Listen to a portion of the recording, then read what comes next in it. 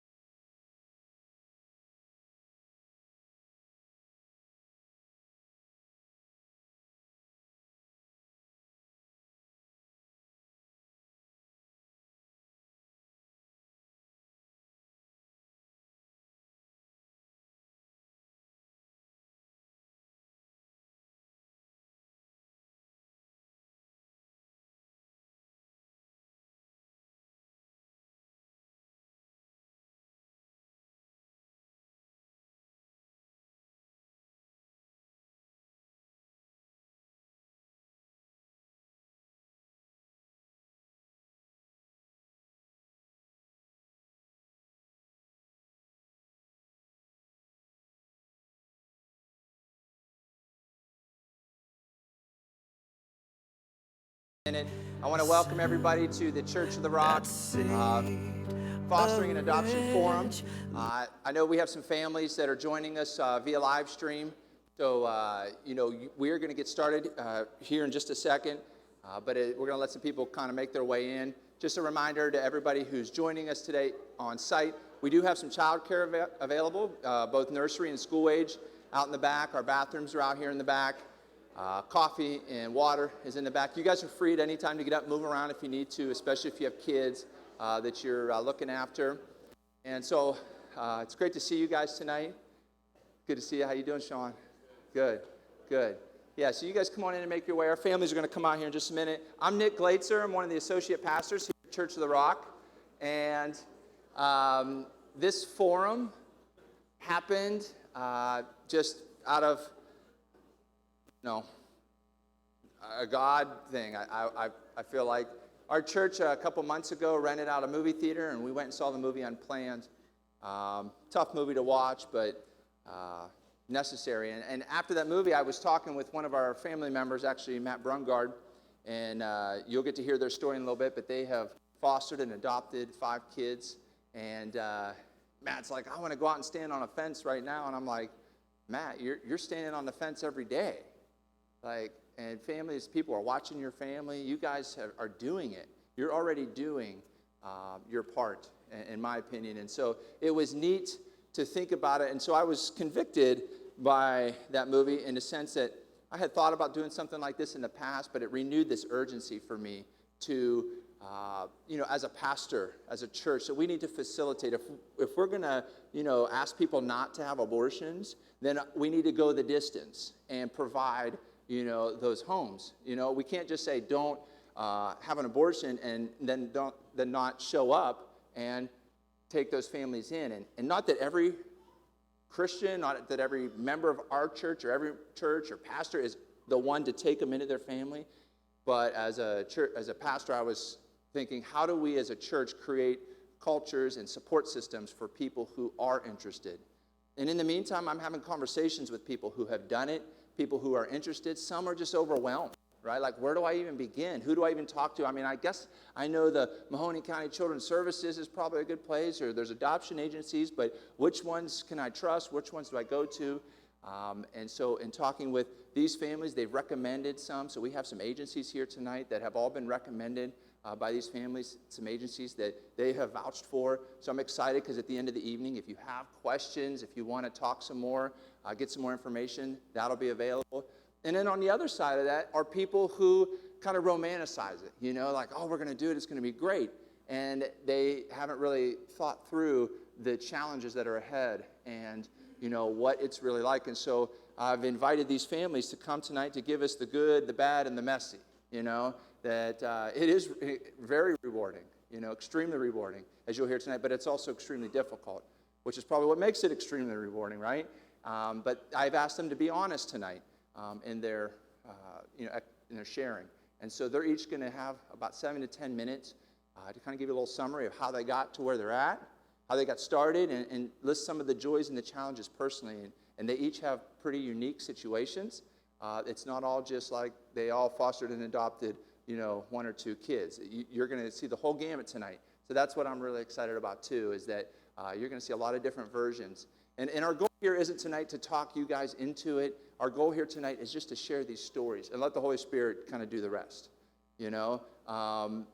One of the neat stories, and Becca, I hope I'm not getting into I'm not going to start reading your script, am I?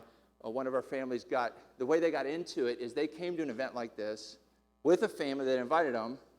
The family that invited them left saying, I know it's not for me. And they were like, well, where do I sign up? And that's the beauty. That's okay. We all have different roles to play in this fostering and adoption journey. So with that said, I just want to give a real quick thank you to the Church of the Rock, the elders that have gotten real excited about this event.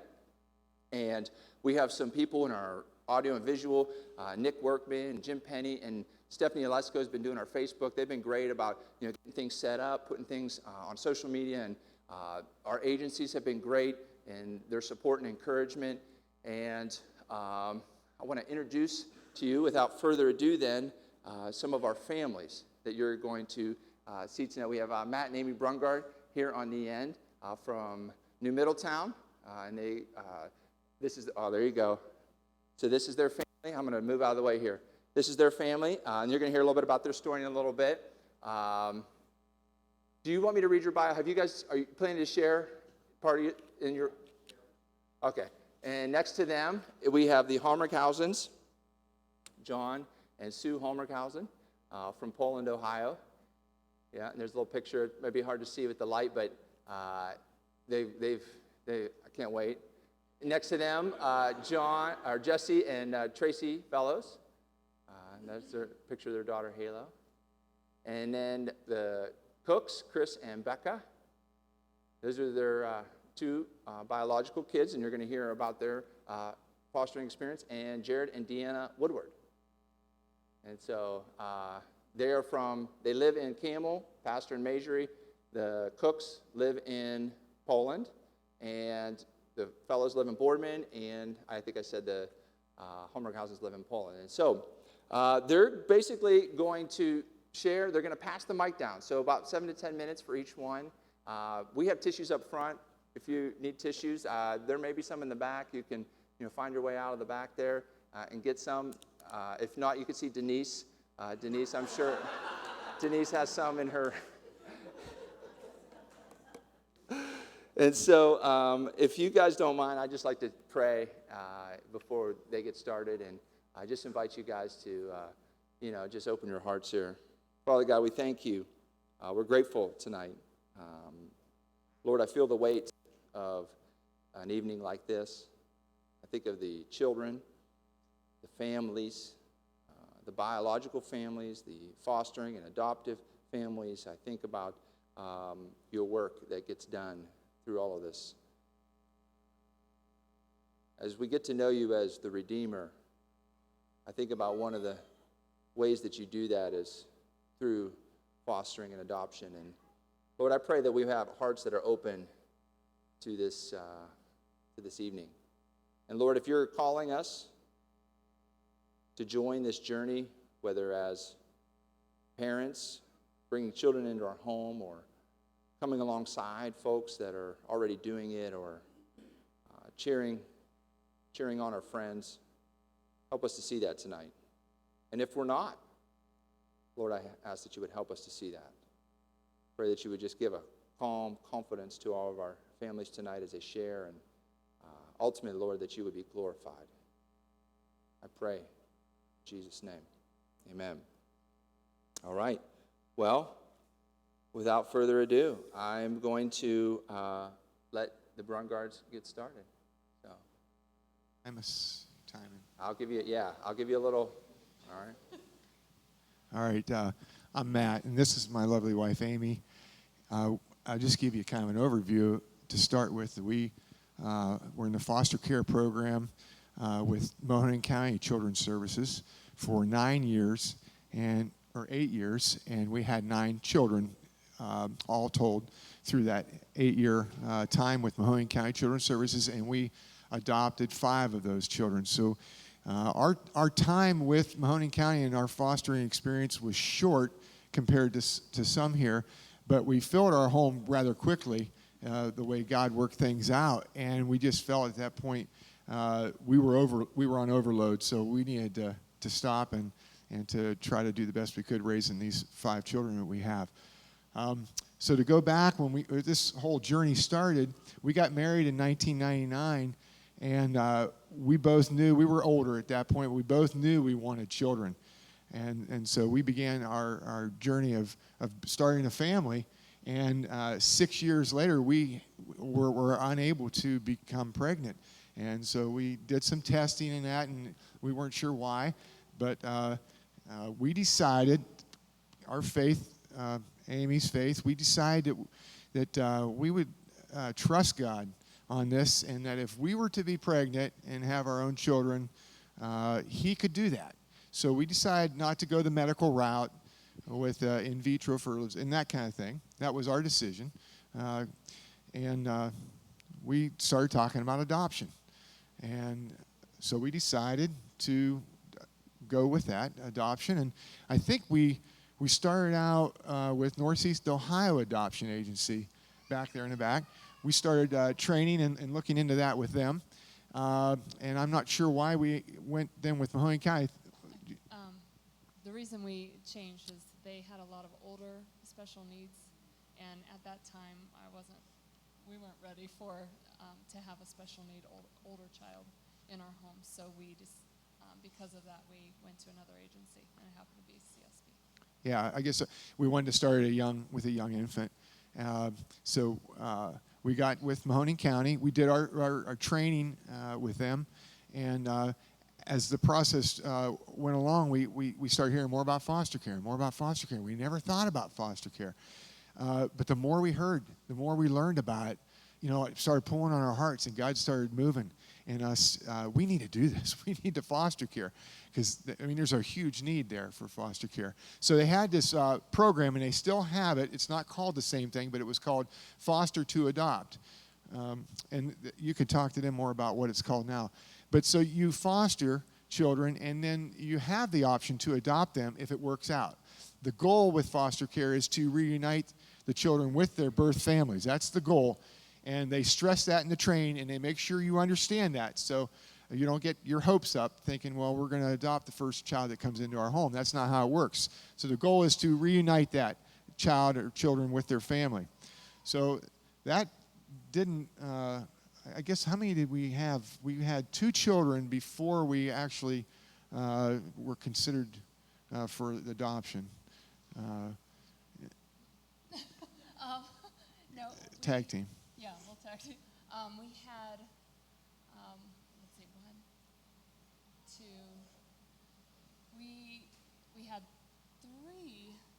4 children in our homes. That is not all at once, but before they said we could adopt, because we had John David and Brandon, which is another child that went home, and then we got Justin. Then we got Jamaica, and Brandon went home, and then we got Justin. So we had a couple. It gets Backwards. yeah, it gets a little bit confusing thinking about that long ago. Just to give you a little bit of background, he gave you the facts. Some of the things as we were trying to decide if we're going to adopt, we both said we'd adopt. We agreed about it and prayed about it, and when we went in there, it was just to adopt. We didn't want to foster. I didn't want to foster. As I hear a lot of other people tell us, I couldn't foster because I couldn't let him go. I felt the same way. I did not want to foster because I was afraid that I wouldn't be able to let the child go back. And at one of the trainings, actually it was at NOAS, we both looked at each other as I'm bawling because of a video that we saw. We both said, we're supposed to foster, aren't we? So it was, I always say it's a God thing. Even at a young age, I told my mom, if I can't have kids, I'll just adopt. So I think God was working in my life at that time to get me prepared. Yeah, and then when we decided to foster, it was scary because I still didn't want to. We felt that God was leading us in that direction, and it was terrifying, actually, because I did want a child to be in our homes, and at the time, mine. We found out as we continued that the children are not ours, they're God's, and that was hard for me to accept at first, and every day he reminds us of that. It turned into an opportunity for ministry with the birth families, because usually you get to feel that it's you against them and you're fighting for this child. But we kind of decided we needed to turn this into a relationship. We needed to develop a relationship with the birth families, the mom. Usually there's not a dad, but the mom specifically, and get to know them. And that really, it's not easy to do, but it really paid off for us in the whole process of being able to adopt our children later. We had a couple of the mothers asking us to take their children instead of going to court and grudgingly handing over their children. They asked us to, and it helped us with the relationship with our kids. Now we know their parents. We can tell them more about their birth family, and we even took one of the gals went to church with us. We were able to respite or like babysit for the children later that went back with their birth families. We had such a good relationship with one couple that we actually became babysitters for the child. I guess going into it, thinking that it's a ministry instead of thinking I'm going to fill my home with children, which is, is a good thing. Having the right motives when you go into it is kind of an important thing.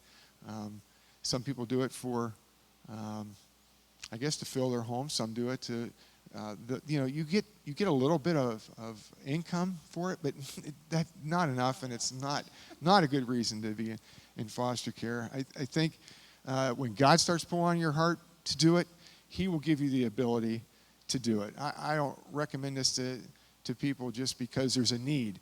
I think God has to be calling you to do that. You have to feel that call, and when you feel that call, He equips you to do it. People would ask, "How? I don't think I could give that child. How can you give that child back?" Well, we don't give them back. They're going back. We don't have a choice there.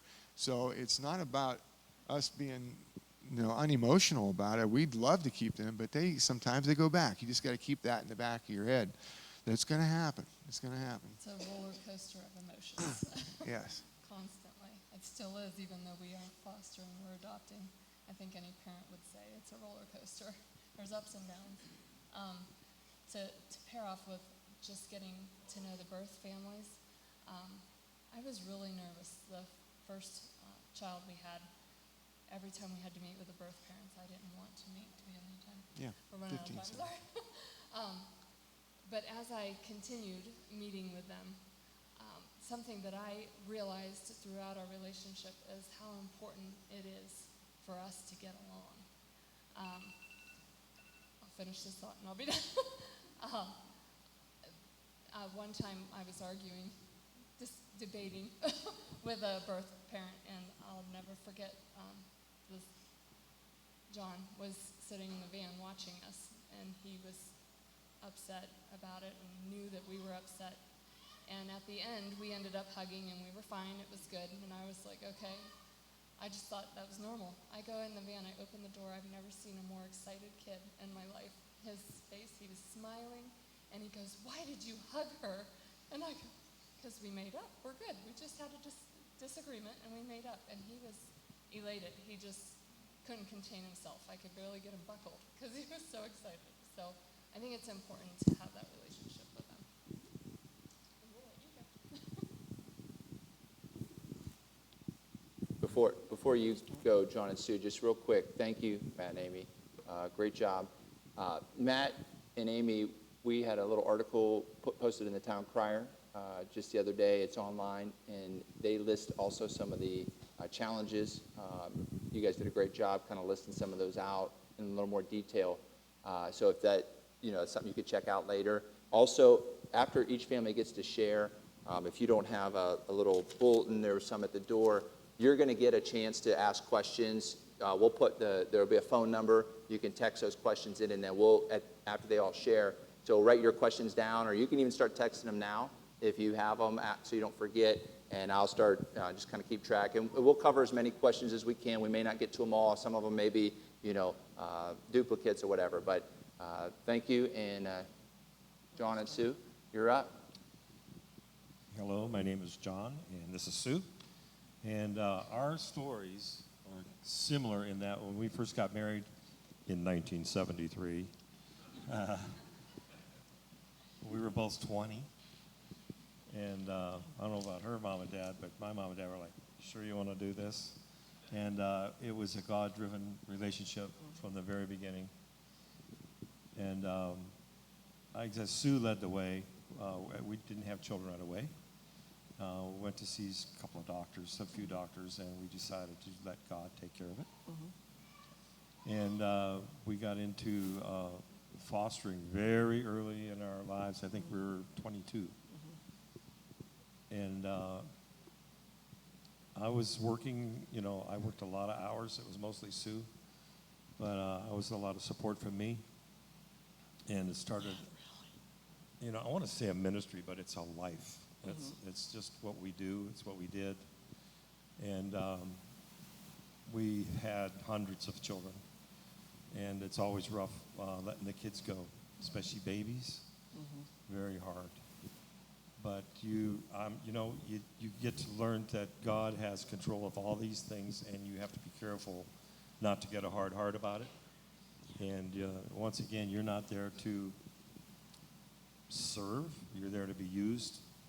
Yeah. God is using us in all these relationships, and we've had some relationships with parents and some that mostly not. And we started with Mahoning County for I don't know how many years. And we ended up with Bear Foundation, which is my shirt here. 37 total. Okay, so we've been foster parents for 37 years total. Yeah. And we are now currently retired from fostering because we adopted, But I want how many? 11. 11. Our youngest are 12 and 13. And it's The been oldest quite is an interesting 52. ride. My oldest is 52. We have, I don't know, a whole bunch. I think 10 grandkids. Yeah. And probably 4 great grandkids. And I'm just up shade past 65, so it's been a very busy life. Shade. We're also part-time comedians, if you didn't know that. Oh, gosh. So, I'm not really, I don't really have a lot of information as far like the dates that everything happened. And as It's far been as a blur. Everything's Yeah. a big blur. how do you pick to adopt a 12 and out of 300, I don't know how that happened. We look at each other and we just agreed, there's this opportunity that would come up, and I don't know if we ever said no What? about adoption. Oh, yeah, we did. Okay. Yeah, we did. We did. I'll try to work that day. Yeah. No. Sue was the backbone of the whole thing because I worked a lot of hours. We were praying earlier about questions that people would say, do you get money for being in foster care? And yes, you do. And it's to cover your expenses and damage. No. But That's true. It is true. some days it's, when you sit back and everybody's asleep. He it's always just- sits back, though. That's the problem. He always sits back. I'm the one that's going crazy. No. Yeah. Well, Yeah. yeah, mostly. Okay. But, We started early, Yeah, I and can- we just went. We were fearless, just like kids are fearless today. They just jump right in and just do it. And I saw let me go backwards. God put in my heart when I was like 15 or 16 years old that I wanted to adopt children from all different nationalities. That was a desire of my heart. And delight yourself in the Lord, and He'll give you the desires of your heart. You better be careful what you pray for. But then after we got married and we wanted kids and nothing happened, so I saw this ad on TV from Mahoning County about foster parenting. And I said, oh, well, we should do that. So we did. And the second kids that came, we got 3-year-old twins were our first kids, and that was a treat. And that was a lot of fun. It was short term. And then we had a 5-year-old and a 10-year-old. And it was more like we were big brother and big sister to him. He came with a lot of baggage. And then after they were with us for a couple of years and they asked if we wanted to adopt, we said, well, of course. We're not going to send him away. You wouldn't do that to a puppy or to a dog. How could we do that to these kids? So we went ahead and adopted them. And then we were on a waiting list for 7 years for an adoption for a baby because Mahoning County wouldn't let you have babies at that time. If you had no children, they would not give you a baby because they said you become too attached. But they've changed it since then, I believe. They've changed a lot of rules since then. But then we waited for 7 years on an adoption list, and then when it got time and our baby was there, they said, oh, well, you already have 2 children, so we can't let you have her. Well, we prayed real hard, and I happened to know one of the people on the board at the agency, and it was a rule that was broken for us, and I was very grateful for that. And then we just continued taking kids, and I just prayed whatever kids were supposed to come into our home would come in, and we'd take them. And we did. And I had so much fun, and I really, honestly, truly did. All these little kids running all over the place, and I had a helper a lot of times. My niece would come and help me. When I think I had 8 kids. That was maybe the most at one time, maybe 10 with the boys. And 8 kids, 5 were under 5, and all had bottles. And we just had I worked a lot of overtime. a lot of overtime. He worked a lot of overtime. Yes, he did. But we had was fun. expensive. And he'd come home, and there would be new kids sitting in the bathtub, and he'd walk past and was like, "Oh, hi." I mean, because John is just very easygoing, and he's still very easygoing. As they tear my house apart, it's easygoing. But anyway, it just, over the years, it was just, I just can only tell you that I was probably blessed more than the kids were. And we had kids that would come to our house and they wouldn't want to leave. They'd come in respite for a couple days, and they just wouldn't want to go home. And then we switched from Mahoning County after, 17 years or something, to the Bear Foundation, which is a private therapeutic foster agency. And we had more kids placed and more kids placed and a lot more kids placed. They do sibling groups or kids that are medically fragile. And then actually we got one medically fragile from Mahoning County, which I don't understand, but we did. And then the Bear Foundation placed our last 2. And I would have continued. I still want to continue, actually. I still want to foster babies. I was just sick for a long time. And, oh, thank you. I'm so glad that's out. I needed my sunglasses up here. I was sick for a long time, and things just got out of control because we still had like 7 kids at home, and I couldn't take care of myself, let alone the kids. And John he retired early, and he took care of the kids and me, and we adopted 2 more kids and survived. Now I'm just getting back to normal, and I want to foster again, but I just want babies because I can sit and rock a baby, and I love babies anyway. They don't talk back too much, and John's good at getting up in the middle of the night, so he does anyway. He gets up, yeah. So, I don't know. Oh, and what? I was just going to say I worked in a bakery for 30 years, and we get up Yeah. at 3, 4. Yeah. I was used to it. Yeah, he was used to it. And also, other than having a really good time, and I really loved all these kids, and we had a lot of really difficult kids that nobody else would take. And I just would pray over each one and pray to look at them through God's eyes. And, what are they going through? This child has been through things that I will never understand.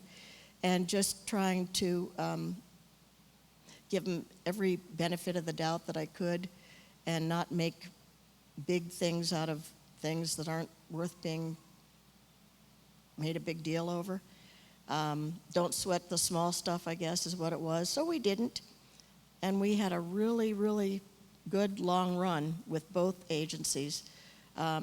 We did have some, as they got older, we had some problems that would happen, that had happened at home under our roof that I never would have expected to happen, but it did, but we got through it. One of our children was really into pornography, and we did everything that we could to keep him away from it, everything.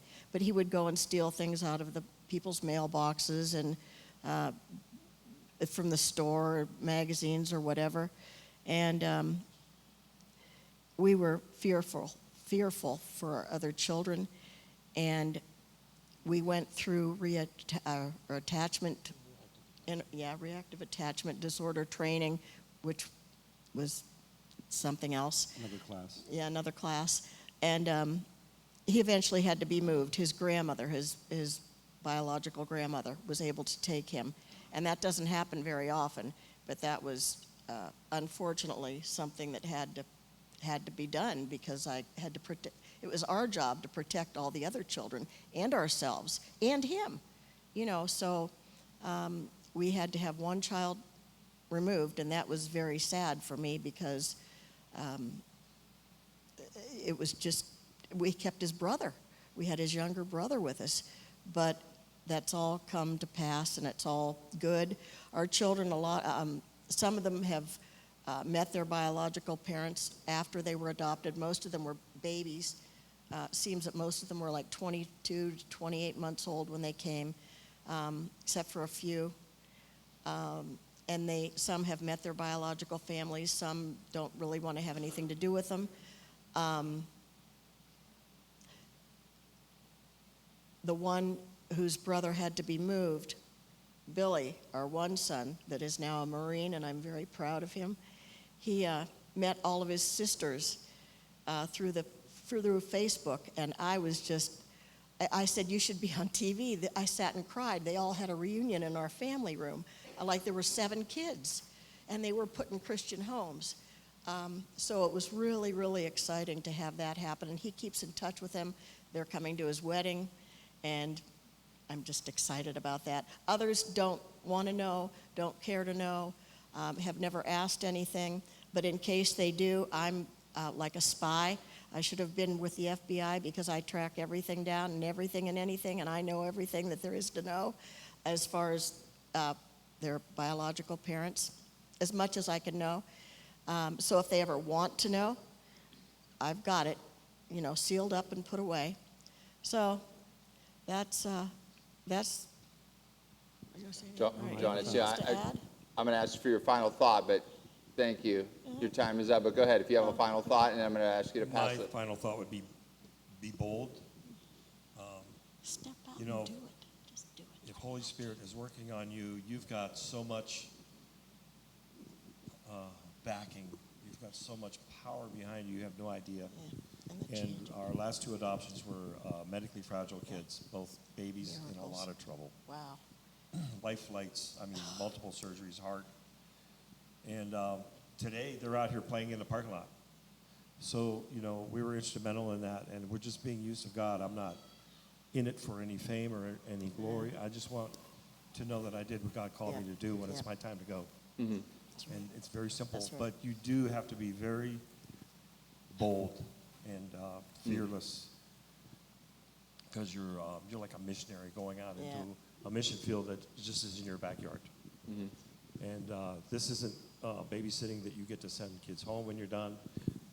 You are in this for your life, and sometimes you want to run. But Me. if you can let your wife run away, guys, that would be great, Yeah. because she needs it. That's right. Okay, that's right. good. Good. Amen. Thank you. Amen. Thank you, guys. While they're passing the mics on, I'm going to ask you guys upstairs. I mentioned about the questions. Would you guys put the slide up with the phone number so that if you are going to begin texting questions, if you texted that phone number, I'll get them here, and we can prepare ourselves for the question and answer time. The fellows. This whole thing is scripted by my wife. I'm not an off-the-cuff person. I'm like, all right, this is what So I need I'll to do say. my best to behave and stick to the script, because most of you that know me know that I'm not a very scripted person. So our experience is very specific to adoption. The scenario is not typical or common. If anything, it's very rare, but it's our story. So let's start from the beginning. So I grew up in a family touched by adoption. My mother, my uncle, a couple of my cousins were adopted. We had a blended family where my mother had stepped up as mom for my brother, which was her stepson, raising him as her own. Every one of my friends were embraced with open arms at my house. Many of them called my mom and dad mom and dad. Our house was the place that you could come to. So essentially adoption was just part of my life growing up. And I grew up in some family struggles. We were homeless for a brief moment, so there were obviously financial issues there, which led to some behavioral struggles between my brother and myself. That forced us to constantly be moving, aka evicted. So I got the experience as a child because we were required to join family counseling, so I got to experience being in the system with some other kids through some of those counseling things firsthand that had it worse even than myself and had some even worse behavioral issues. And I was a pretty difficult child to love as a kid. So, but I always had my mom in my corner, regardless of what I was going through.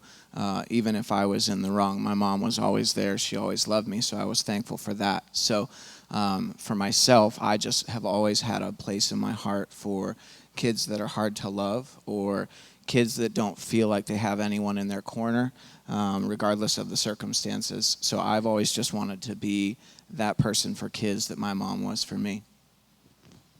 So, backstory. In 2002, we got married at the tender age of 21. We both wanted children, and we had a foolproof plan. We would wait 1 year to master the whole marriage thing, 1 year. And then we would begin having children. We would have a couple of our own first, become experienced parents, and then, once our kids were grown, we would adopt.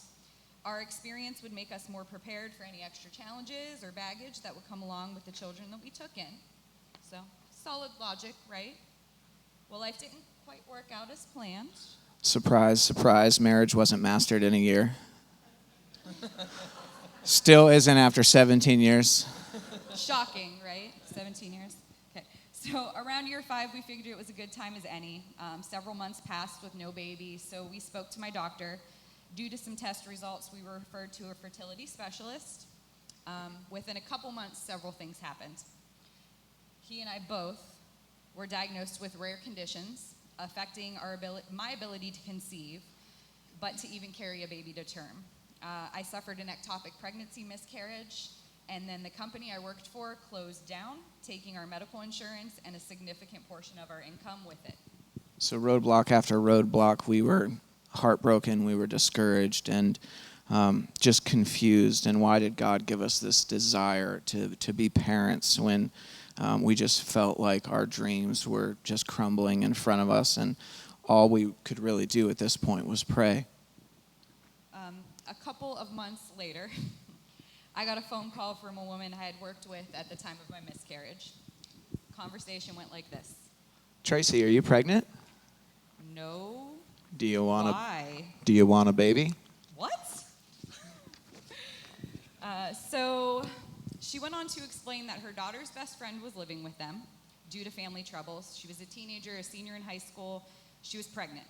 She had decided that adoption was the best plan for herself and the baby. The coworker had immediately thought of Jesse and I because obviously she knew our circumstances. So she wanted to know if we were interested in meeting the young woman and potentially taking the baby. I told her I would speak with Jesse and let her know. We were blindsided. I didn't really know what to think. I was looking at our circumstances thinking, is this even an option for us? And I was extremely reluctant to even consider it because after the miscarriage, I was still in a very dark place. I was bitter and I was angry with God still. But thankfully, my mom was a voice of reason for me, and she knew our heart and our desire was to become parents. And she asked me, what if this is your baby? So we agreed to meet with the young woman, and the meeting seemed to go really well. After the meeting, we just opened up our hearts to God and said, if this is our baby, you're going to have to make it happen because we can't do it. And he did. The next day, we got the call that she wanted us to have the baby, and the pieces fell into place one by one, almost supernatural provision along the way. We went from feeling helpless in June to being parents in January. Our plan had completely gone out the window, but there we were with our beautiful baby girl. So when I said that our situation was rare, I meant the whole scenario surrounding our adoption process. She came to us, no seeking, no waiting, no matching, no agencies. In a matter of 4 months, an expedited, I didn't write that. I don't even know what that word means. An expedited home No, I'm just study. kidding. An expedited home study. Just a few attorney meetings and minimal expenses. We had a baby, and we all lived happily ever after. The end. Okay, so that's how we became adoptive parents. But we would like to talk a little bit about what it's like being an adoptive family So first, the struggles. So a father was never identified. That complicates adoptions. Thankfully, the court has regulations in place regarding the legalities in these situations, and we were able to proceed. A few years in, we were told a name, but it has not been officially verified. And the logistics around that are a bit tricky. So we have limited info about her birth family in general, and that can be a challenge. We have insufficient info when filling out medical forms, when working on school projects about heritage, and when our daughter has questions. Most of the time, we just don't have answers. Legally, our adoption is closed, meaning legally there is no contact. However, we had all agreed to a partial open communication, so we send updates annually with pictures to the birth mom. But the lack of reciprocation is disappointing for our daughter. In movies, there's usually the loving letter from the birth mom. This is why there's tissues, Nick knows me. There's usually the loving letter from the birth mom telling her side. Our daughter never got that letter. She struggles with the lack of personal explanation. And in turn, she struggles with her sense of self-worth.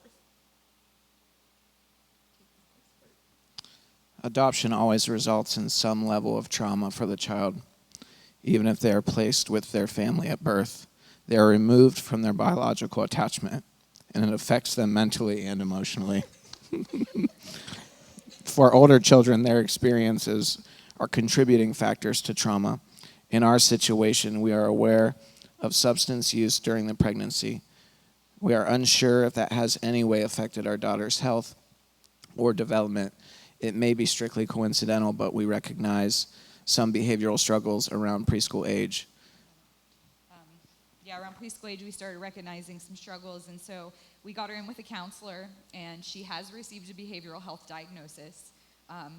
Much of our time with the counselor was spent teaching us effective parenting techniques. She struggles most with control, as in wanting to be in control of anything she can, especially relationships. It's rooted in loss. She had no control over her birth parents walking away from her. She has big fears of abandonment. She's now 10 and a half and has recently really begun working through her feelings of self-worth and anxiety. She's finally willing to begin opening up to her counselor. Adoption results in grief for children, and she is currently in the anger portion of grief. We are all navigating the waters of childhood, puberty, and adoption all at the same time. Parenting is hard. You throw in adoption and it's harder yet. Growing up is hard. You throw in adoption and it's harder yet. But she's totally worth it. The whole subject is bittersweet to her. Sometimes being adopted makes her feel special, but other times it just makes her feel different. Communication has been essential for us. We have never held back her story from her because it's an important part of her identity. Openness and transparency have been necessary in building that trust. She has always had a ton of questions, which we have answered as honestly as possible, and we try to keep it age appropriate, but the truth is, it's complicated figuring out what and when to share. We are dealing with intellectual maturity, but emotional immaturity. So enough of the challenges, let's talk blessings. We always wanted to be parents, and now we're parents. That's blessing number one right there. Our daughter needed parents, and she has parents that love her fiercely. We have never struggled with bonding or connection with her. We have no other children to compare our experience with, but we can confidently say that our love is no different than if she were biologically our own. What's crazy and amazing is that she looks just like me. And she acts just like me. That's the better part. Pray for me. So due to her experience, she has so much compassion for other children who are in need of a family. She is passionate about all children having life, being cared for, loved, and safe. She speaks about her desire to foster and adopt when she grows up, but she also talks about our family fostering one day too. We are a Jesus-loving, Bible-believing family, and we take the commandment to care for the needy and the orphans seriously. We are pro-life, not just caring about a baby's right to be born, but their right to a beautiful life. 10.5 years ago, we welcomed a baby that needed a home. Currently, we financially support several organizations that provide for people in need, babies through adults. A few years ago, we started feeling the call or the nudge to more hands-on involvement. We've begun taking steps in that direction. Our church family has several foster and adoptive families, and our immediate plan is to get approved for babysitting for these foster children. Fostering is demanding of time and emotion, so being able to help foster parents take a breather and get away for a little bit is a huge blessing for them. The next step is making some modifications at home and getting ourselves into the position to become licensed foster family ourselves. We are not necessarily seeking to adopt again. Our heart is fostering and reunification, but who knows what God has in store for us.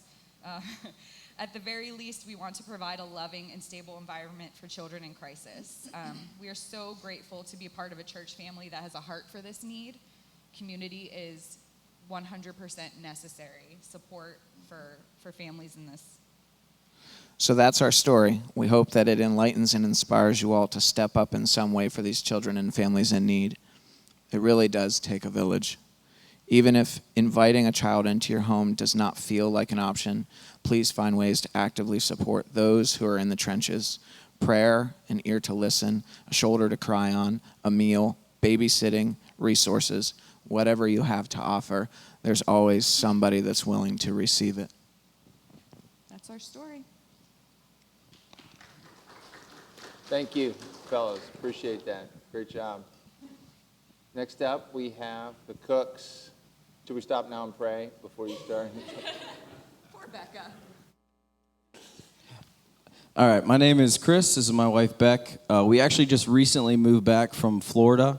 And while we were there, we actually even talked about it before we moved on a side note and just felt called to Florida. Went there, and fostering was one of the things that God called us to do in Florida. And while doing that, there was our challenges and there were a lot of blessings. But it was a busy Florida. There wasn't a lot of beaches and, hey, let's do this and that and see this. There was a lot of, what else do you have for us, God? Because it's nonstop. And it was awesome and exhausting at the same time.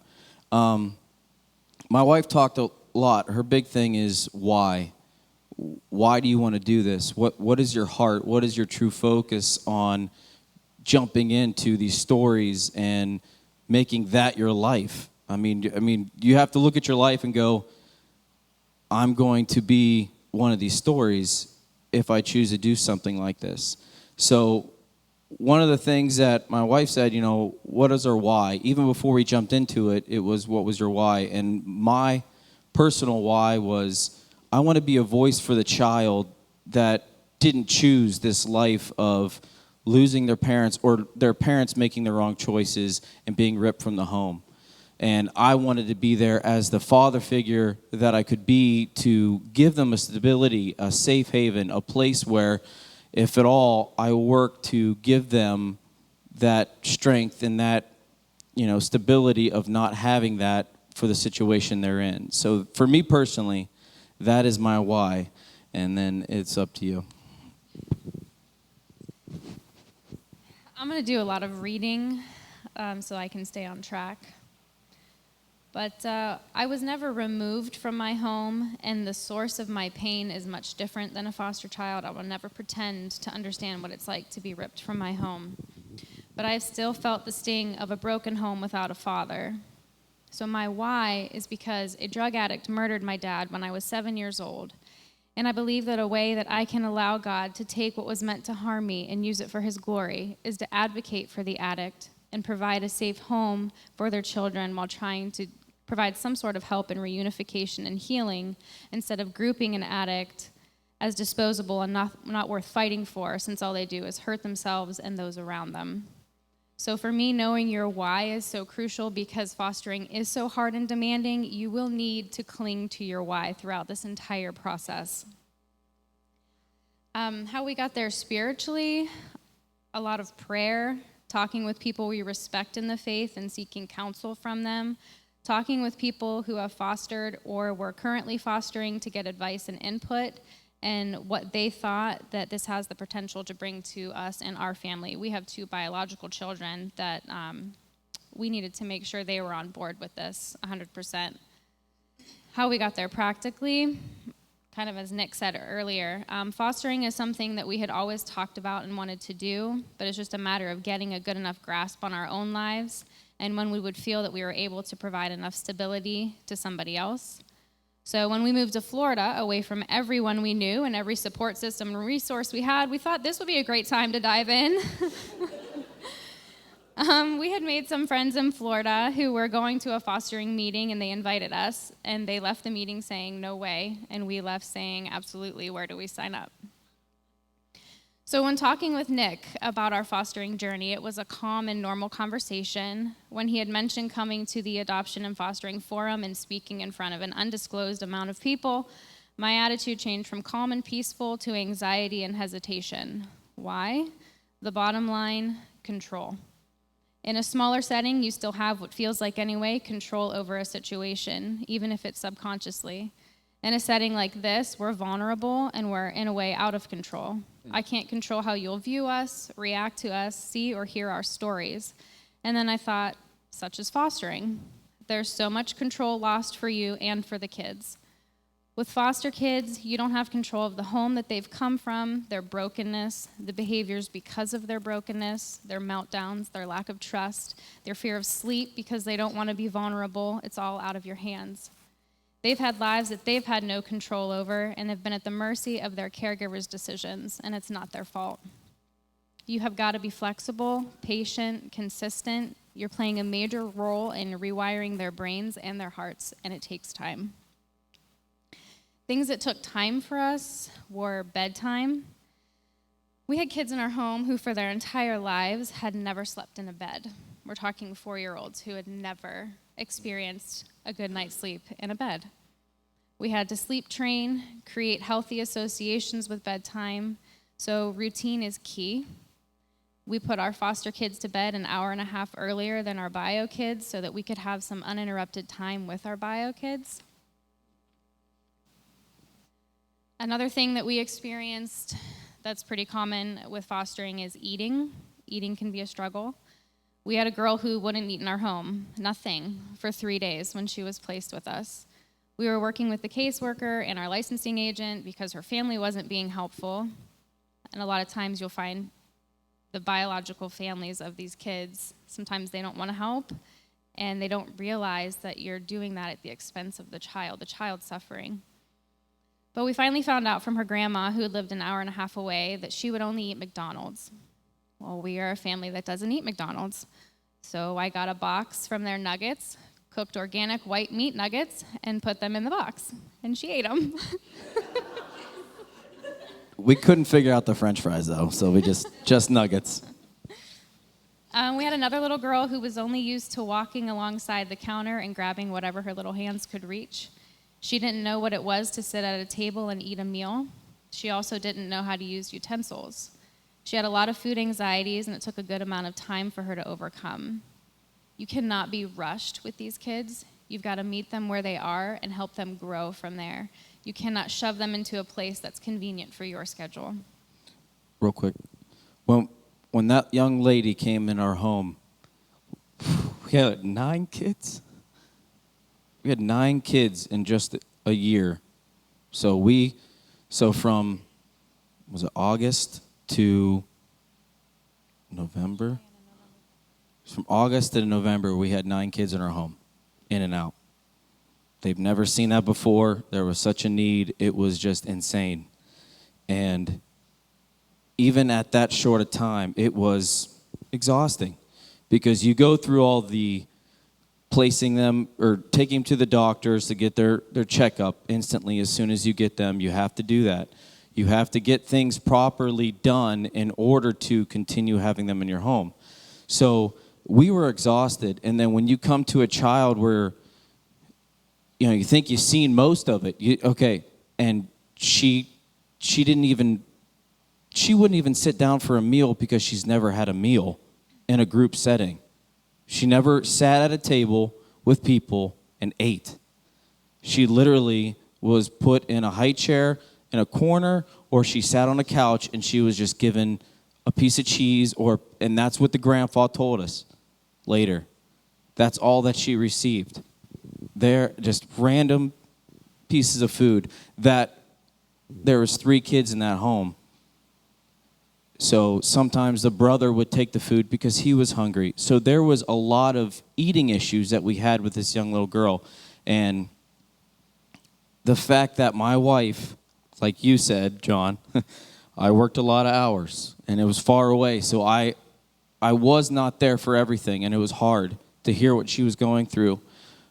But the fact that this little girl would not eat anything from a fork, a spoon, had no clue. It's actually her 3rd birthday today, and I'm like super emotional about it. She got a picture today. You still miss something. You do. If you want to foster and you're like, oh, how could I give them away?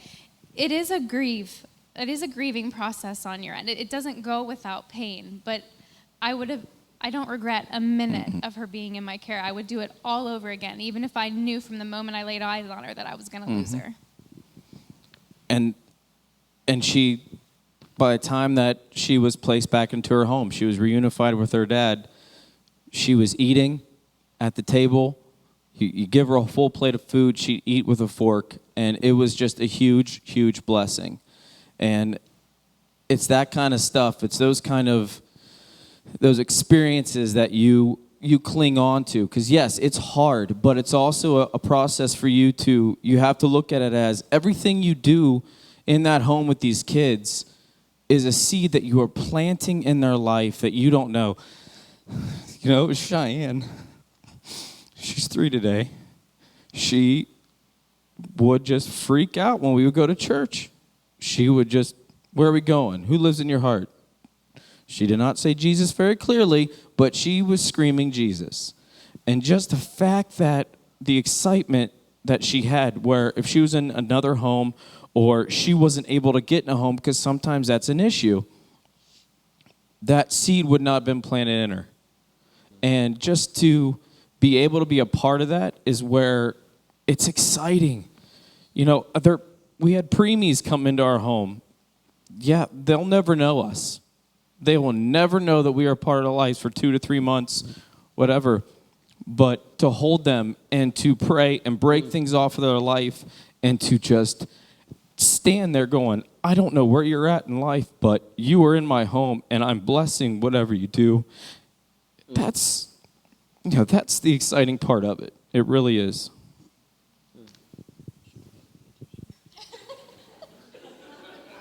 Where were you on that one?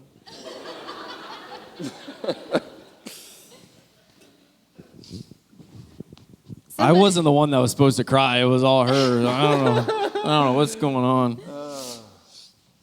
Some of the things about communication, if it's a problem for you or your family or relationships, adding fostering or adoption is only going to intensify that, I promise you. If you have bio kids, they will, at your discretion, be exposed to lifestyles that you've probably worked hard at sheltering them from. We were open and honest with our bio kids about what this would require from them and things that they would see and why kids would be coming into our home. We were honest with them about having to share their rooms, toys, time with us, and that our kids, or other kids, would possibly be calling us mom and dad. How would that make you feel? We held weekly meetings where we'd ask them questions. How are you doing? What's not working out for you? What are you enjoying? We just tried to involve them as much as possible and let them know that even though they are kids, they have a voice and we want to hear it. I'm going to try to get through this one. With fostering,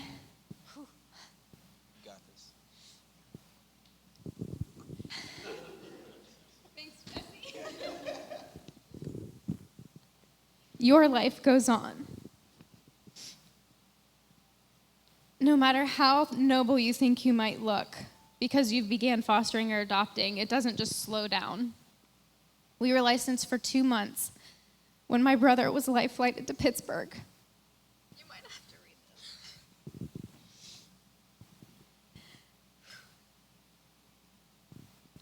this. The doctors told us that if any family was out of town, that they needed to come and say goodbye. I came to Ohio with our little foster girl, and after 3 weeks of being here, we were no longer in compliance with her visitation, and she had to go back to Florida. I had the very hard decision of leaving my brother's side for what the doctors were telling me would be the last time, or having this little girl removed from our home and placed in another home, adding to her trauma when I signed up to protect her from it. I felt that no matter what I did, it was a lose-lose. Hard decisions that you can't always prepare for or plan will happen. Some positive things that come through the hard, though. Crawling, watching first steps, seeing teeth come in, colors learn, shapes, numbers, trust being built or created, healthy associations with eating, sleeping, and relationships. We never asked one child to call us mommy or daddy, but they all did. And that was huge to our hearts. And we never wanted to take away from their bio parents, but they felt loved by us and they felt worthy of love, which every single one of them are. In class, we were always told that this is hard but rewarding. And while there is a lot of truth in that, sometimes it's just hard. Sometimes the children get removed before you get to see their growth or the fruit of your labor. And that's when you have to lean on your why, because if your why is selfish or self-seeking at all, this will not work for you. So what can you do if you don't want to open your home to fostering children? Offer childcare, do the babysitting, volunteer at your church so that they can have childcare for every church function, so that foster and adoptive families can be being filled too. It can be so isolating sometimes, and community is important. Pray for the families and with the families. Bring a meal. Sorry, I keep sniffing into it. Bring a meal. Buy clothes, diapers, groceries. Get licensed to offer respite. We needed it when our son had an appendectomy and had an extended hospital stay because we found out he's allergic to most antibiotics. Expect broken kids to come through the church doors saying rough things and having rough behaviors. Don't look at them or react to them like you're disgusted or disappointed. Meet them where they are lovingly with a teaching attitude and let them know that they are worthy of being invested in. That's our story. Wow. Well done. Thank you. You did great, Becca. Thank you. Well, our final family is Jared and Deanna Woodward. So. First, thank you, Nick, for hosting this, and this is wonderful. Thank you to all the families for sharing, and thank you for all the organizations back there. What you do is difficult work, and we're very aware of that, so thank you very much. Also, my wife is working right now, so she's going to talk and then run out of here because she has to go on a visit. She's a hospice nurse, so she'll do that. So our story is both adoption and kind of fostering. We kind of fell into something, almost like the fellows did. My wife and I got married in 2009, and we quickly found out that we were pregnant with our first child. And when he was about 1.5, we really started investigating what it would look like to foster and adopt. And so we just went and did the classes. We went and were trained up and all those. And those classes seem like they take forever sometimes. And it was like 3 years, I think. No, it was only a few months, but it felt like 3 years. And they train you, and they say all these different things. And I remember walking out of those just very eager and just ready to do whatever God was going to have us do, right? And so we go, and we ended up going with a private agency, and we were matched with a young man, and he was 7 years old. He was at a residential treatment facility, and it was wild how things moved quickly, just real fast. It was almost like they were trying to expedite the process. And so we go through this process. There's like a checklist that you would turn in, and I don't know the technical terms, and it's like this is what we would accept and this is what we would not. And we were talking about this, and my wife said probably one of the things that we should have at first been aware of is that they asked us to change the checklist to fit this young man's situation. I hate even saying this young man because he's lived with us for such a long time and we experienced so much. But we were ready to go. We were eager. We changed the list, which we don't recommend doing that, looking back. And we ended up, just real quick remixed version, we ended up with this young man in our home. The environment that he was living in was volatile, to say the least. I remember we went to visit him, and he walked up, and he had this big bruise on his eye, and we were like, oh, we're trying to figure out what was going on, and he was being restrained almost every single day for behavior. And being eager, we were like, oh, okay, that's fine. We can deal with that. And it was almost like every time we saw him, our hearts were growing closer and closer to his. We brought him home, and literally I remember driving home, and it was on the way home he said he was going to jump out of the car, just out of nowhere. And again, being eager and probably a little naive, we were like, oh, okay, you'd get hurt if you jump out of the car. But that behavior progressively got worse, and there's many, many more details. It got to a point to where he was becoming violent. He was threatening, and some kids threaten, right? They just say things. But he was kind of going the extra mile and was giving us his plan and really what he would do and how he would do it. And so you talk about messy. We have a 1.5, 2-year-old in our home. And we're trying our. He was diagnosed with. Go ahead. You speaking of Mike. Go ahead. He was diagnosed with reactive attachment disorder, and we knew this going into it. But again, eager, naive. We're like, we're going to do this, and I just remember there were lots of nights where I sat back, and I didn't question whether or not we were supposed to adopt him. I questioned if we moved too quickly. And God has revealed that we did, and we just weren't prepared for it. But eventually, it got so bad to the point to where my wife was pregnant with our second child, and he had threatened us again, and had a plan. And so we were just, I don't know if I would say I was afraid, and that's not just being macho, right? That's me just being honest. I think that I understood how broken he was. And I had many nights where I would read scripture, and I'm like, man, God, you look at us and all of our brokenness, right? And such brokenness in this young man, and we just felt like this was something that we needed, that we had to discontinue. And so we made the very hard decision to do that. And some people in our lives were like, that was the best decision. Some people said, how could you do that? So we faced a lot of ridicule. We faced a lot of judgment from people that we loved, that didn't understand the situation. And so we ended up having to discontinue that. And then my wife will share from the second one. And then we'll share what we learned, I guess. Absolutely. So, having him with us is, and again, part of the reason why I'm so passionate about being here is because when I listen to all of you guys, I hear your stories, and I'm like, oh, this is just so good, just so good. And our story may not have ended well, and in all stretches of the imagination, as much as my heart is with him, and I know he kind of took a little piece of my heart, we still pray for him daily. And even though I wanted that, walk off into the sunset kind of picture in my head of what adoption would look like, it didn't.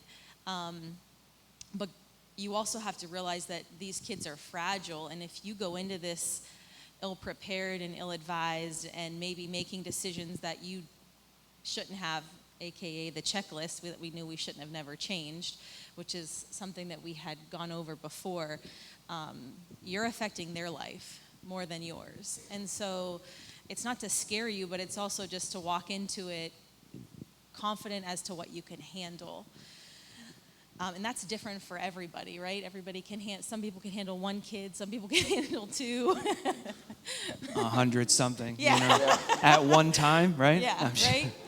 So our second story, and God is a way of bringing you back to something even when you think, I'll never do that again, and your confidence is low, and you feel like, I really screwed this up, and we had got connected. It was through an old friend she was taking care of through a kinship placement. Wasn't relative. She was just helping the CSB out. They had placed her and she was struggling. She was a drug addicted baby. I have some experience with mom-baby care. I'm a nurse. And I was like, I can go over there and teach her how to swaddle. She was very stressed out. CSB ended up calling us, asking us if we would take her in our care. Within about a day of getting fingerprinted, they knew our history, that we did have a license that wasn't active though. Within a day, we are picking up this sweet little girl and making the Walmart run, getting like all of the essentials in literally a day. The backstory to that is her birthday, the little girl that we were placed with. You could share. I'll cry. If you can kind of share about how our miss. I'll share. No, that's okay. I'm sorry. So we, prior to this, we had experienced a miscarriage, and 16 weeks we experienced a miscarriage, and it was almost exactly to the day that Serena was her name, was born, and so they would have been born right around the same time, and so we really felt that this was what we needed to do, and so we ended up getting her, and I'm a pastor, so like I think we got her on a Friday, and I walked into church on Sunday with like a baby carrier, and everybody's like, "Who's that?" I'm like, "Oh, this is Serena," But it was a really fast turnover too. So here we have this like plan, and in the moment I'm like, oh my God, you have orchestrated this all out. I was like 17 weeks, had a miscarriage, same due date, same like in my head I'm like, oh my God, you are so good, and you worked it out, and I trust you, and this is it. It all makes sense. This is the ticket, and that was all good. And in that moment, we had her. She was with us for about 4 months, and through that time, there's a lot of process of paternity testing and seeing if somebody else in the family is willing to take her. And we had been praying that nobody would take her. And at the moment, I'm like, no, God, this is all your plan, and you can't take her, and nobody can have her because she's mine. And otherwise, God, why would you send her to us? Because why would you do that to me, twice? And this is what's going through my head. So the time comes. Paternity testing was confirmed. That takes several months. And a family member on her dad's side was willing to take her a few hours away. And in that moment, you literally feel like you're giving your child to somebody, especially a baby, like you said. It's just the attachment, the bond, and you question God's plan. You're like, nobody can love them like I can. Nobody can do what I do, God. Nobody knows how I put her to sleep. Nobody knows all of that. And you kind of get this little bit of like, it's not an ego, but it's like, I'm her. I'm the person. I'm the mom. I'm the dad. But I can say that, like, looking back, and as we look back, we only see God's hand through it all most of the time, right? God doesn't give us the full picture as we're walking through something. But right now, Serena is with would be her second cousins. She is 2 years old. We have a great relationship with the family that she's with now. We just sent her birthday gifts, and she's healthy, she's happy. And what I would say to all of us here is, even though in the moment, the plan, if it doesn't work out the way that you think it should, right? And we can orchestrate this great big plan that how God has, is going to work it out, and how God is going to, make it all happen for you. It's not about you. It's about that child. And the goal is to keep the children with their parents, and reunification is the goal, and with a bloodline. And if that doesn't happen, great. We have awesome people that are there, and thank God for you guys. But that's what I've learned most, is that it's not just about me, and there are other people that can do what I do and do it well. And Serena is is better for it today, I believe. So I thank God for that. Yeah, and it really is like a hindsight 2020 thing, and we really have seen God move in some amazing ways in our family as a result of this. I don't think it's really burnt us out from the idea of fostering or adopting. I pastor a church, and I do a lot of premarital counseling with couples, and one of the things that I just thought I wanted to share with everybody here, and then I'm done and we can move on, is I always tell couples right off the front of our time together, I'm like, marriage is not a fairy tale. It's messy, and life happens, and adoption and fostering is not that way either. It's not a fairy tale. There may be a happily ever after, but most of the time it's messy, it's complicated. It sets you up for some things that you may have thought you would have never experienced in your life. So at the same time, even though that's very morbid and maybe looked at negative, it's also incredibly rewarding, and I think that it really mirrors the heart of God. And it's such a beautiful thing to be able to be a part of that. And so I think that no matter what, and I think everybody on this stage would agree, and you don't have to, but I think everybody would agree that it really does mirror the heart of God, and no matter what, we would do it again. We would take, his name was Ashton, we would bring Ashton home again, probably with a little more preparation this time. And we would subject ourselves to incredible heartbreak again, even if it's just for a short time, to be able to love them and to teach them basic things about life and how to function, and to help build their self-esteem. And I can kind of build off of every story that I've heard. It's all worth it. And so at the end of the day, no matter how hard it is. But please don't go into this investing into your eagerness. Prayerfully consider this. Take your time. Ask way too many questions, because that's just very important. So. Thank you. Woodwards, great job. Appreciate it. So, first of all, how about a hand for all of our families here, huh? They all did a great job sharing. I love the variety that we've been able to collect here of just the different types of adoption and fostering that each of you have done. Foster to adopt, fostering special needs, adopting or fostering with biological, young biological kids, and then as you guys shared your story here. So I'm gonna do my best here to give maybe a couple questions. You guys have done a great job bringing some questions in. We've got quite a few in here. I'm gonna cut it off here in about 10 minutes because I do want to give some time. Some of our questions are going to be good for our agencies in the back. What do you have to do to get licensed to foster? What do you have to do to get licensed for respite care? What are some resources? Someone asked, what are some resources? And talking to your young kids. I'm sure that those of you that have had biological kids, the Homer Housens didn't start with a biological kid, but ended up with one. Is that right? Is that accurate? And so, yeah, and the Cooks, so with your situation. And so I'm just going to go through a couple questions here. And I've told them if you have an answer, I'm just going to ask that you jump, just kind of hold your mic up and just be, quick. And then you guys are going to have some time to talk with them later. The other thing I'm going to do is if you would like to receive an email with the questions we don't get to, I will, after our event here in the next day or two, compile a list of questions, send it off to our families here or our agencies, and allow them to answer it on email. So then we can kind of compile a large list of questions from the evening with answers that you can refer back to. So, with that said, how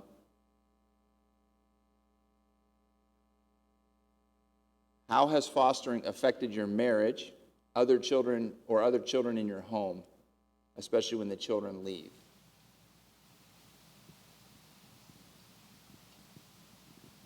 Go ahead.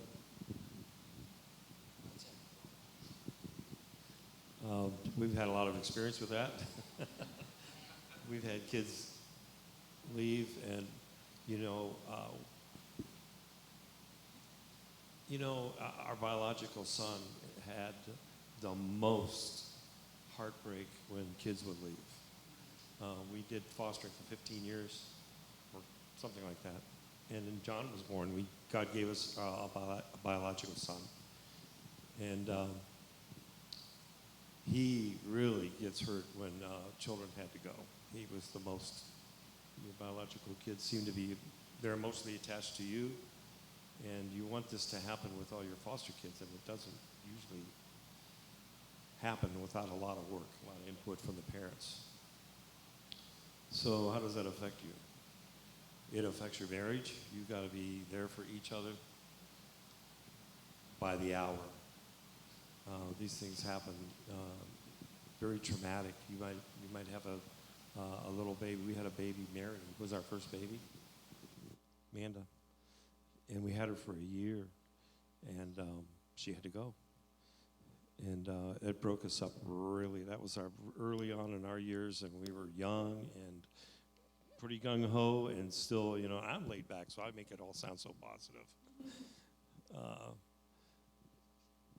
But yeah, that's a good comparison. It was like this little baby died because she got adopted, and we never, sometimes we have good reports from kids that have been taken or went into another home or went back home, or, and then they grow up and they leave. And we have some good reports, but it's really tough. And if you're not willing to back, you got to go in this husband and wife as one. That's the way God meant it to be. And you got to be there for each other unconditionally all the time. It's not like you get a break, because you're not going to get a break emotionally. You just go with it all the time. So yeah, it's tough, very tough. But like I said, if you're bold enough to see that God is going to get you through this, I hear our pastors on Sunday preaching about you can do this, and with God's help you can make all this happen, and people with hurt in their lives can get through that. You can do it, and it's truth, and our teachers are telling us what God's trying to get to this generation of people in this country right now. We were always the caring nation. We still are. You're not hearing too many stories, but it's tough. My wife said I'm rambling, so. Okay, thank you. Thank you, Sue. No, thank you, John. Do you want to answer? Just the importance of respite care, which is another name for babysitting, and family supporting around you. So it allows the couple that are fostering to get a break, to go out on a date. You can't, even with your biological kids, it's important, but it's compounded when you're fostering. You need time together because it's a rush. So Matt, go ahead. Are you going to say something? Go ahead. No, go. He's talking about our relationship, I think, there, but we didn't have any biological children, but I remember when our second one left, John David went into his room. They were both 2. Ours are very close in age, but they were both 2, and I remember him coming into the room the next morning because that was his ritual. He always came in and helped me get Brandon out of the crib, and he goes, "Where's Brandon?" And he was so worried about him, and we were fortunate that we were able to take him on a visit to see Brandon, and everything was okay after that because he saw that he was okay. All the kids that come into your home get very attached. They don't always get along. We still see that now, but they are very attached to each other, and if something happens, they definitely feel that loss and that concern. So it's important that you're aware of that and that you talk to them openly and you give them as much confidence about what's happening in their life and what's happening in the other child's life by just telling them the honest truth about what's going on. No secrets. Okay, thank you. Go ahead. Real quick, you have to also, you guys are partners. In a marriage, you're together on the whole situation. Don't go in, I'm okay with it. If you're okay with it, let's do it. It's not that at all, especially when you come across a situation with a child and, they go back. It's okay, though, that you may not have the same attachment as my wife So it's a lot of respect during the situation where, like John and I both, I worked a lot, and she took care of the fortress while I was at work, and a lot of kids in there. So it's really, there's a different attachment for each of you. There's some that you come together on and you really feel like this is awesome, this is great, I love this child. And there's some that you feel connection, but it's different than others, but it's not the same as hers. So it's really just a respect of, you almost need that time to kind of grieve that process of that child going back in care. Because we had a family that said that they needed like 2 weeks. Once that child left, or the next child, they would always take 2 weeks in between. And you're able to do that, to say, no, we won't take any placements at this time. And that can be a time for you as a couple to kind of regroup and to, be disappointed or sad during that time. So. Was part of the question, how does biological children? Yeah, I believe so. Yeah, you can speak to that. Go ahead. Yeah. Like I said, communication between us and our kids is very open. Some would tell us that they think our communication with our kids, it might be too open. But what we did when a child would leave, I took a lot of pictures. And so when a child would leave, I would make our biological children a little photo album that they could have of the kid that was removed. And we just tried to keep it real positive. Like, we might not be able to foster them in our home now, but now we can foster them spiritually. We can continue to pray for them. We can continue, to love them. It's just going to look different. But we don't have to stop being a part of their lives. It just might look different now. And yeah, it hurts. They cry. It's painful. But you get through it. Awesome. Thank you. Well, I wish we could go on, right? Like, I have this list of questions, and our time is, coming to an end in this portion. So I am going to ask you guys, if you wouldn't mind, if I send you off an email, in the next day or so, just to take your time and give some thoughtful answers. You guys have done a great job tonight, giving us, the piece that you shared tonight, but there's quite a bit more. And I just want to thank you guys again for just kind of putting your hearts out here tonight and sharing your stories. And I'm sure that there's people here, people watching that, was your heart stirred tonight in some way? Were you inspired by these families here tonight? Did you guys, yeah? So what we're going to do here is I just want to make a few closing remarks, and then we're going to kind of conclude our time here. We have some resources here tonight in the back of this room. We have Sherry from Columbiana County Children's Services. If you don't mind, if you guys mind turning around, Sherry, would you mind waving at me? She's there. Next, we have Northeast Ohio Adoption Services. And so we have one there now, and Vanessa stepped out, but they're happy to be able to answer your questions. We have Mahoney County Children's Services over on this side, and Lisa and Jennifer, I think, right? We got that. And then Nicole, she is not an agency. She's not representing an agency tonight that can sign you up or, maybe answer all your legal questions, but she is founder and president of Mina's Foster Closet. Mina was her first foster child. It was second foster child in Florida. And so as she's come back just this past spring, they opened up this Mina's Foster Closet in North Lima. And so they are an agency that supports fostering families. And as I got to talk with her, she called me as I got to talk with her. She's an incredible resource for those of you that maybe have some questions. She shared a couple things like this with me. She said, she gave me a list of agencies. We have a couple represented, but there's actually a list of 10, 12 or more agencies that you can go through. Some county agencies, some private, some faith-based. So I have a list, and the Bear Foundation, Caring for Kids, Trumbull County, Homes for Kids, National Youth Advocate Program, Ohio Mentor. So in her work, she gets to work with all those organizations. So she's a good resource about some of the different differences between them. Like, for example, some organizations pay for daycare costs or transportation. Some do not. Some only allow 2 sub-caregivers to watch your children. Others, you can have as many as you like. Some deal more with a newborn. It's easier to get a newborn or a young child, and some it's not. And so she's a good person to ask those kinds of questions as far as an unbiased. She's not going to try and talk you into one agency or another. She just was a real great resource leading up, I think, and also once you get in. And so I appreciate you all coming out tonight, our resources.